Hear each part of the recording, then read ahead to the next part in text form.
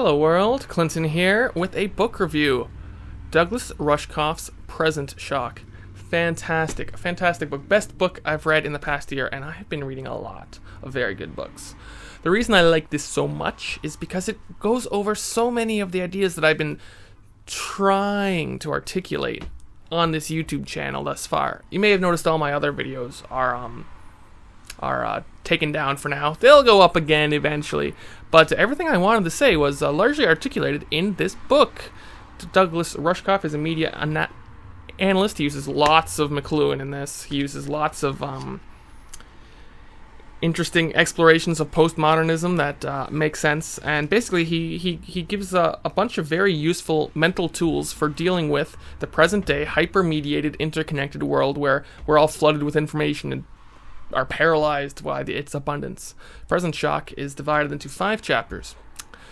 First one is on narrative collapse, the inability to even tell a story anymore. Everything's just little meaningful pings and references eating references. He talks about like shows like Family Guy with just the nonsensical things that just pop in, pop culture references, right? All sorts of stuff. Excellent chapter, which goes on to chapter 2, You Free Nia, just all about the state of being torn across time and space because of your media or your connections and just the loss of reality and your own personality being split everywhere. He goes into it very well. And one thing that he mentions is he tells a story about a time when he got locked out of his Google Calendar. And he didn't have access to a schedule, and he double booked 2 events and had to be 2 places at the same time, which is a funny actual instance of schizophrenia. But also, stop giving all your stuff away to the cloud, people, because when your life is on the internet to some company, they can take away your life and deny you access to it. How about you keep your own stuff locally on your computer? I'm going to go on to that a lot more on this channel, I promise. But man, there's so many stories out there like that. It drives me crazy. How about you keep your own crap to yourself, right? What if, especially people with all your pictures on Facebook, I hope you have that saved on like a disc somewhere, or you got them printed off in a photo album. You trusting Facebook to hold on to your life for you? It doesn't seem very long-term thinking wise. Very smart, okay? So anyway, moving on. Chapter 3, Overwinding. Fantastic way of thinking about how you spend time getting something so that you can then spend what you've accrued all at once. The idea of compressing lots of time up for a short burst or vice versa, and over preparing and burning yourself out. It's an interesting, very nimble way of thinking about how to react and exist and act quickly and prepare for it. And he uses lots of different examples on lots of different scales, so it's really fascinating. Chapter 4, Fractalnoia. Probably my favorite chapter, although Schizophrenia was really good too. Fractalnoia is his concept of people who are trying to see patterns everywhere and trying to make sense of the large using metaphors from the small, or vice versa. I think that's a cynic douche. This idea of a fractal is a complex mathematical, you can render it as a picture where you zoom into it forever, and patterns that are on the large scale are repeated at the smaller scale, It's non-linear equations, which ties back to the whole collapse of narrative.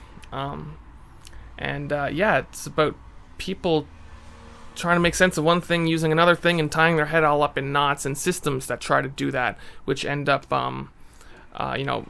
working too literally and not allowing for things to be different. Like if you're trying to model an economy using the way sea algae reproduces or something. I mean, there could be some similarities there, but you don't want to be too literal about it, right? Stuff like that. Very interesting way of thinking about how to cope in a world full of information, and how people go paranoid because of it. And the 5th chapter, Apocalypto. It's about the millenarianism, I believe is the term. It's just this ever-present feeling that something big is going to change real soon, and we're just waiting for the big thing that's going to happen, right? It's apocalyptic thinking, or thinking about, the singularity, or just this constant anticipation of some big game-changing event that's going to leave,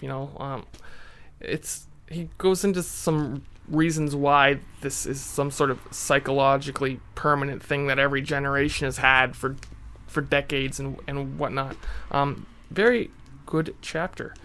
Present Shock is a fantastic book. He talks about how in writing it he had a hard time staying focused, how he felt like the time he spent working on it and writing it, and he assumes the time that one spends reading it, one is constantly thinking of other things you could be doing that you're cutting out. Just how the idea of spending time itself, how you're wasting time all the time, because our world makes so many demands on your attention. We've kind of become used to becoming like frazzled by it, right? So the way he goes into that is just fantastic. This book is essential reading. You must read it. It was really popular like 4 or 5 years ago when it came out, but due to Present Shock, due to the always changing whirlwind now, things that are really popular can be utterly forgotten a few days later. News stories that are huge get memory hold and they go away, right? So there's some books out there, this is one of them I think, that everyone needs to read. It doesn't matter how old it is. It doesn't matter. You don't need to be always reading just the newest thing that's coming out, although the market would like you to do that, right? No, you should read books because they're important, not because some list of things or some algorithm shoving it in your face, right? You go out there, seek the information you need. It's the way to do it. Anyway, yeah, I just really wanted to push this book because it's really freaking good. And you may have noticed I started a podcast, Life in the Foam. There's going to be a few more episodes this month. Yeah, that's really exciting. Can't wait to find out what sort of conversations I have next, which is fun. Otherwise, until then, hope you watched the first one. I'll get part 2 of that conversation out soon, and then we'll have some real, actual, formal, proper interviews going forward. Anyway, that's all. Please take care. See you later. Oh, I know.